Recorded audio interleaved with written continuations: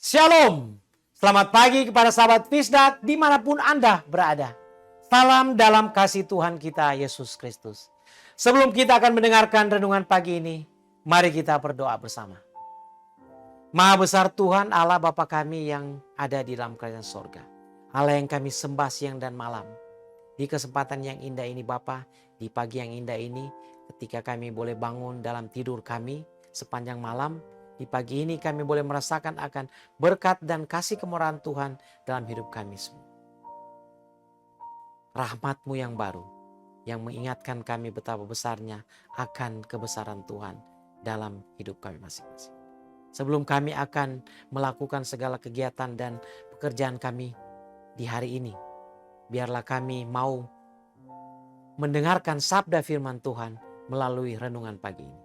Dan biarlah Roh Kudus dapat terus menguasai hati dan pikiran kami dan dapat menolong kami akan menuntun akan kehidupan kami untuk berjalan lebih dekat dan setia kepada Tuhan.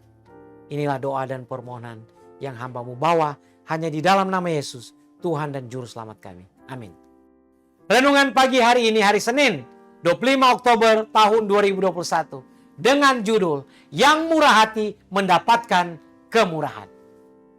Berbahagialah orang yang murah hatinya, karena mereka akan beroleh kemurahan. Matius 5 ayat 7. Saudara-saudaraku yang kekasih, hati manusia pada dasarnya dingin dan gelap dan tidak mengasihi. Kapanpun seseorang memanifestasikan roh belas kasihan dan pengampunan, dia melakukannya bukan dari dirinya sendiri, tetapi melalui pengaruh roh ilahi yang bergerak di hatinya. Kita mengasihi karena Allah lebih dahulu mengasihi kita. Tuhan sendirilah sumber segala belas kasihan. Namanya penyayang dan pengasih. Dia tidak memperlakukan kita sesuai dengan ganjaran kita. Dia tidak bertanya apakah kita layak atas kasih-Nya. Tetapi Dia mencurahkan kekayaan kasih-Nya kepada kita. Untuk menjadikan kita layak. Dia tidak pendendam. Dia berusaha untuk tidak menghukum, tapi untuk menebus. Bahkan kehebatan yang Dia wujudkan adalah melalui pemeliharaannya yang dimanifestasikan dalam keselamatan bagi yang tersesat. Dia mendambahkan dengan keinginan yang kuat untuk meringankan kesengsaraan manusia. Semua yang hatinya bersimpati dengan hati pemilik kasih yang tak terbatas itu akan berusaha untuk didapatkan kembali dan bukan untuk mengutuk. Kristus yang tinggal di dalam jiwa adalah mata air yang tidak pernah kering.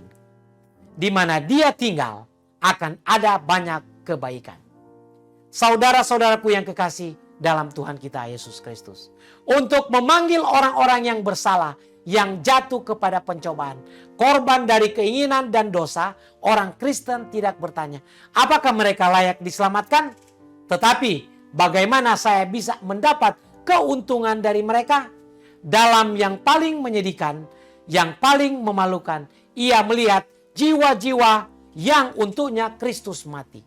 Yang berbelas kasih adalah mereka yang memanifestasikan belas kasihan kepada orang miskin, yang menderita dan yang tertindas.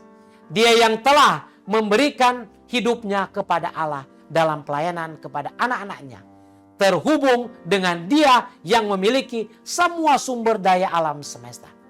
Hidupnya terikat oleh rantai emas dari janji-janji abadi dengan kehidupan Allah.